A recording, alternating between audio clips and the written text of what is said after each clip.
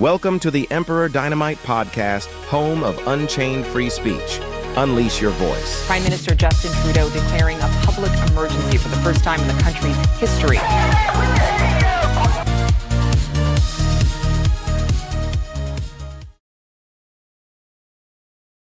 Welcome to the Emperor Dynamite podcast, Season 2, Episode 5, Carney Fails Crucial Leadership Test. Today, we're getting into Mark Carney's leadership tenure, a streak full of errors, drama, and decisions that have had many people questioning his vision and how well he's performed. Canada's at a very critical point right now, dealing with some tough problems that really need strong leadership. We can't allow someone who isn't ready to do the job to get into power, especially not if the person was handpicked by none other than Justin Trudeau himself.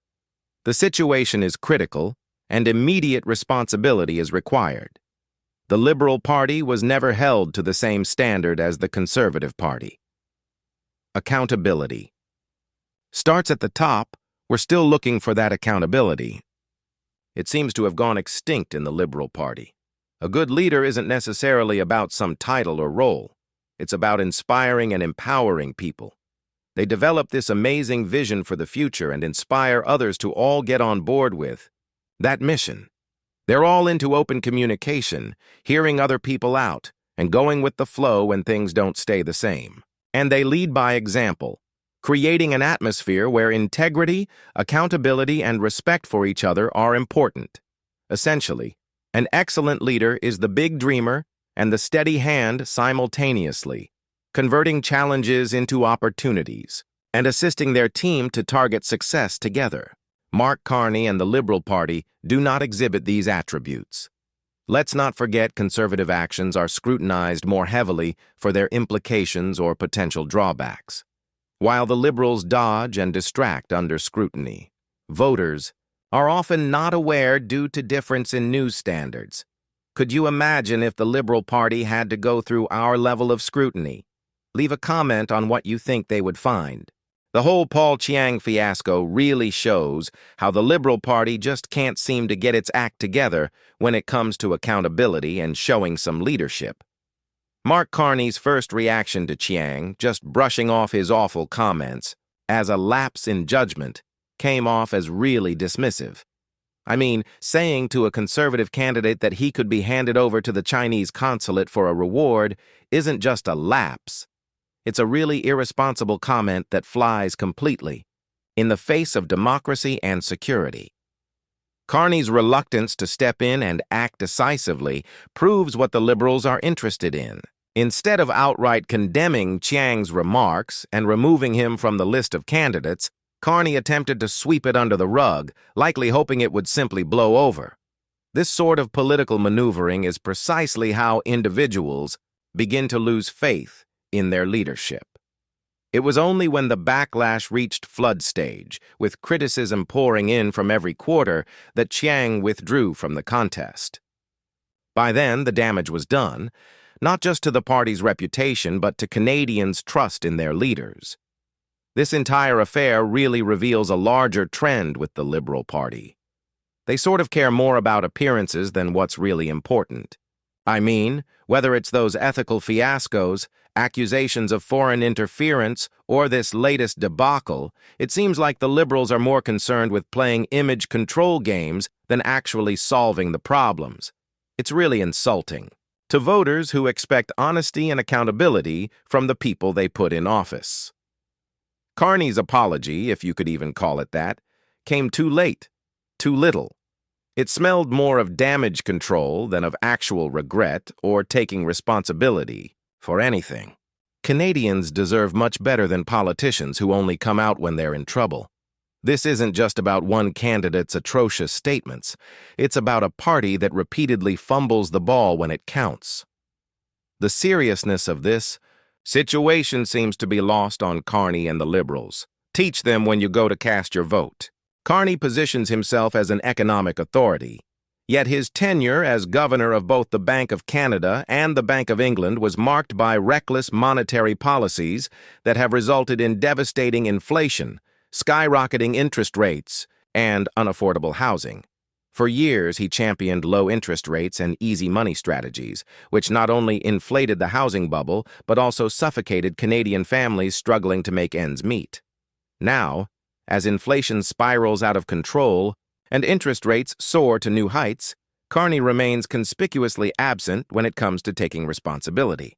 Like many elite bankers, he walks away unscathed, while the working class continues to suffer the consequences of his decisions. It's time to hold leaders like Carney accountable for the real-life impact of their policies. Mark Carney is simply Justin Trudeau 2.0, an elitist who is self-satisfied and will do absolutely nothing to fix the mess that the Liberals created. Liberal Party members who think he's some kind of messiah are being played as fools. He is not a new start. He is a carbon copy of Trudeau, but with a banker's vocabulary and an even colder, more mechanical presence. If he leads, expect more economic devastation, more bureaucratic bungling, and more policies to benefit the international elite while ordinary Canadians fight to make ends meet. Carney is the perfect establishment puppet, a fellow who has worked his whole life within the cozy bubble of high finance, central banking, and globalist institutions. He has no real-world political experience, never had to garner votes, never had to answer to hard-pressed Canadians, and certainly never had to deal with the consequences of the policies he espouses. He was parachuted into each position he ever held, just as Trudeau was handed his leadership in a silver platter. And now, the Liberal Party wants to crown him as their next leader, as if Canadians haven't suffered their own dose of elitist, out-of-touch technocrats who have been destroying the country. If Carney wins, nothing will have changed. The same corrupt Liberal insiders, the same inept ministers, and the same incompetent bureaucrats who've been propping up Trudeau's collapsing regime will be exactly where they are. This is not a reset. This is a rebranding of failure. Carney's entire worldview is based on advancing corporate interests, pushing through extreme climate policies that push working-class Canadians to the ground, and lecturing the public about how we must do more as one's fat banker buddies grow richer and richer. He does not care about affordability, housing, or living costs. He cares about making the same globalist elites Trudeau has been groveling to for years happy. The Liberals should drop all remnants of Trudeau's disastrous leadership and start over. But no, they're doubling down on disaster, clinging desperately to yet another elitist, tone-deaf leader who will take them straight into an electoral massacre. Carney is utterly out of touch with ordinary Canadians, lacks political instincts entirely, and has no capacity to inspire anyone outside of liberal cocktail parties and World Economic Forum gabfests. Mark Carney has consistently fallen short of the critical leadership standards we deserve.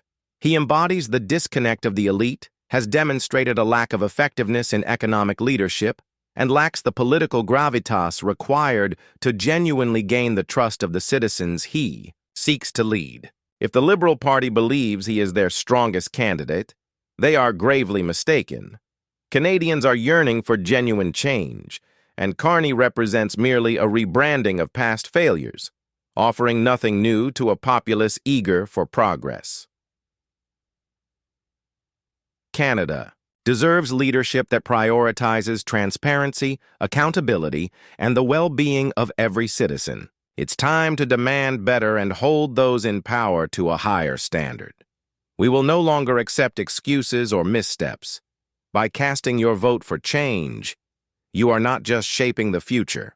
You are sending a clear message that Canadians will not tolerate complacency any longer.